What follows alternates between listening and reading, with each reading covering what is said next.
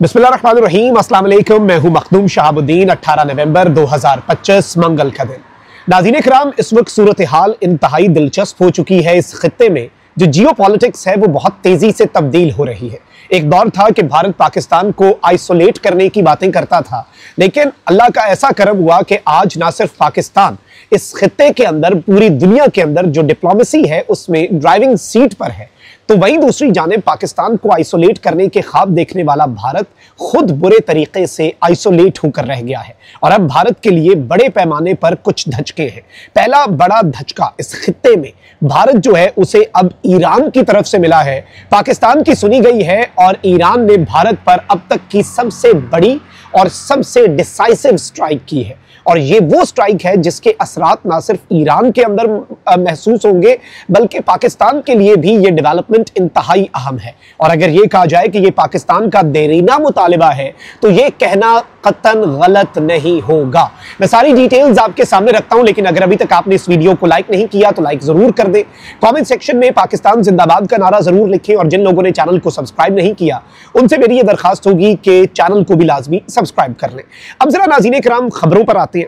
सूरत हाल आपको पता है कि जो ईरान और इसराइल के दरमियान एक जंग हुई, उस जंग के दौरान ईरान को जो सबसे बड़ा चैलेंज फेस करना पड़ा, ईरान के लिए जो आई ओपनर था वो इंटरनल सैबोटाज ऑपरेशंस थे।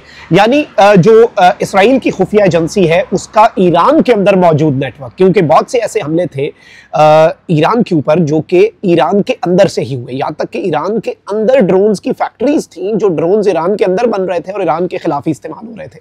और इस सब के अंदर जो सबसे अहम तरीन चीज है वो है जासूसों की। अच्छा, एक और चीज तो ये तो हम इक्वेशन में रखते हैं ना कि ये ईरान ने रियलाइज किया अभी रिसेंटली।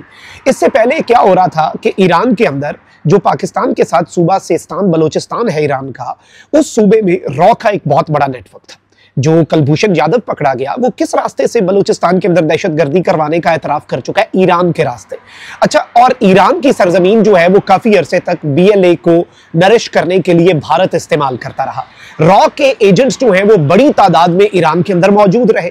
लेकिन जब ईरान को अभी रिसेंटली ये रियलाइज हुआ है कि भाई जो रॉ के एजेंट्स हैं और जो भारतीय एजेंट्स हैं, जो भारतीय शहरी हैं जो कि वहां पर जासूसी करते हैं, वो सिर्फ पाकिस्तान को नुकसान नहीं पहुंचा रहे, वो सिर्फ भारत के मफादात का तहफ़्फ़ुज़ नहीं कर रहे, वो सिर्फ भारत की ईमा पर कार्रवाइयां नहीं कर रहे, बल्कि वो क्या कर रहे हैं? वो डबल एजेंट है।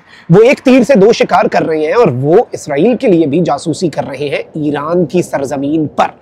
अच्छा, ये वो आई ओपनर था जिसने पूरे का पूरा मंजरनामा जो है वही तब्दील कर दिया।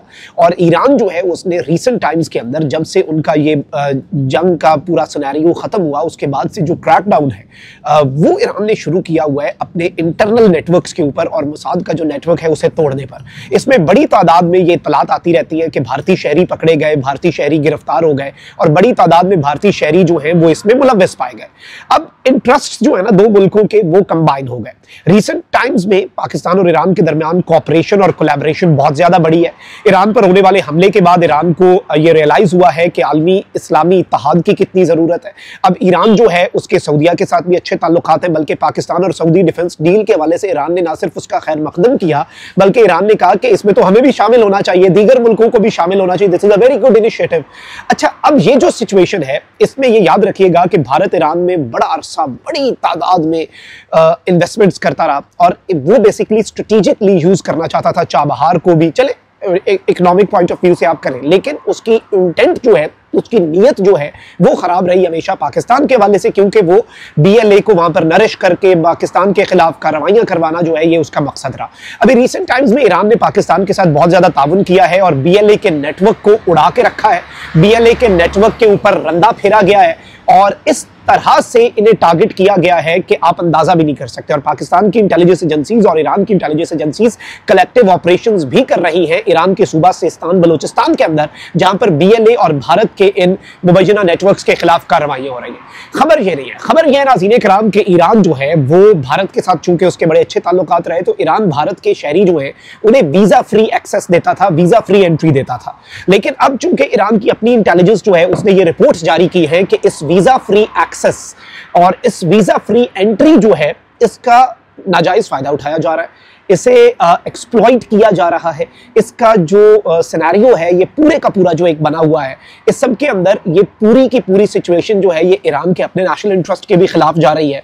तो अब इस सब के अंदर जो खबर है बड़ी, वो ये है नाज़रीन किराम के ईरान ने वीजा फ्री एंट्री जो है वो इंडियंस की बंद कर दी है।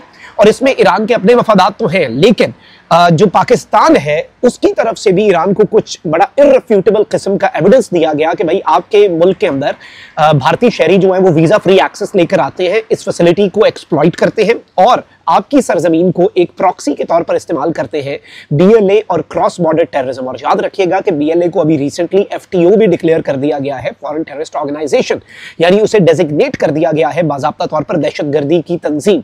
और अब इस सब के अंदर जो क्रॉस बॉर्डर इन्फिल्ट्रेशन है वो और डीस्टेबलाइजिंग नेटवर्क्स जो हैं। अच्छा, अब इस सब के अंदर ये डिसीजन जो है नाज़रीन इकराम, इंडियन इंटेलिजेंस एजेंसीज जो है उनकी तरफ से इस फैसिलिटी को मिसयूज करना और एक्सप्लॉइट करना जो है उसके तनाजुर में तो है, लेकिन इसके इम्प्लीकेशंस और इससे जो एक ग्रेटर मैसेज जा रहा है वो बड़ा इंटरेस्टिंग है।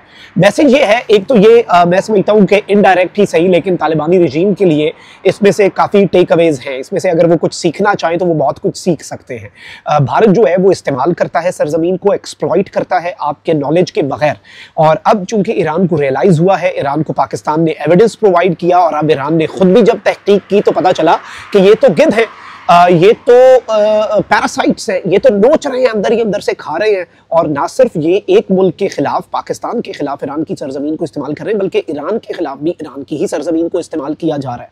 तो इस सारे सिनेरियो में ईरान की तरफ से ये पाबंदी, एक तरफ तो ईरान और पाकिस्तान के दरमियान बढ़ती हुई स्ट्रेटेजिक पार्टनरशिप और डिफेंस कॉपरेशन, इंटेलिजेंस कॉपरेशन का एक नतीजा है, तो वहीं दूसरी तरफ ईरान की तरफ से एक बहुत क्लियर कट मैसेज है कि वो अपनी सरजमीन के ऊपर किसी फॉरेन इंटेलिजेंस एजेंसी या किसी फॉरेन नेटवर्क को पनपने की जगह नहीं प्रोवाइड कर सकता। अब भारतीय शहरी जिसने ईरान आना होगा उसे अपना पर्पस ऑफ विजिट बताना होगा, एम्बेसी जाना होगा, रजिस्ट्रेशन होगी, प्रॉपर उसे डॉक्यूमेंट किया जाएगा। और वो जो वीजा फ्री एक्सेस का ये नाजायज फायदा उठा रहे थे उसका अब अल्टीमेटली खात्मा हुआ चाहता है।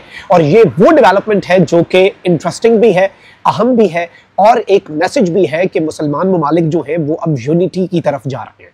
और जो यूनाइटेड एक फ्रंट बन रहा है, अल्टीमेटली एक दूसरे के इंटरेस्ट को अगर हमने प्रोटेक्ट नहीं करना तो फिर किसी तीसरे मुल्क ने आकर तो हमारे मफादात का तहफ़्फ़ुज़ करना नहीं है, कोई तीसरा मुल्क तो हमारे मफादात का तहफ़्फ़ुज़ करने से रहा। और ये जो एक अपडेट है, इसके साथ ही साथ मैं आपको ये भी बता दूं कि ईरान के अंदर एक मैसेज सब लोगों को दिया गया है मोबाइल फोन्स के ऊपर कि भाई अगली जंग की तैयारी करो, यानी एक और जंग जो है उसकी तैयारी करने का भी कह दिया गया है। और अब ये जो डेवलपमेंट है, अगर हम इसे देखें तो हमें बहुत कुछ समझ आ जाता है कि भाई उन्हें अंदाजा हो रहा है कि हमारे मुल्क पे एक और बहुत बड़ी जंग जो है वो दुश्मन मुसल्लत कर सकता है। और उसी तनाजुर में उन्होंने इनकी एंट्री पर भी पाबंदी लगा दी है, यानी ये ईरान की अपनी नेशनल सिक्योरिटी का भी एक बहुत बड़ा इशू भी है, एक बहुत बड़ा कंसर्न भी था, जिसे उन्होंने आज एड्रेस कर दिया है। इंडिया के लिए एक और डिप्लोमेटिक बहुत बड़ी आइसोलेशन, बहुत बड़ा ब्लो और बहुत बड़ा धचका इसी रीजन के अंदर, जिस मुल्क को भारत पाकिस्तान के खिलाफ इस्तेमाल करना चाहता था इतने अरसे से, वो मुल्क जो है वो भी अब भारत के लिए उसने अपने दरवाजे बंद कर दिए हैं। अल्लाह निगहबान, पाकिस्तान जिंदाबाद।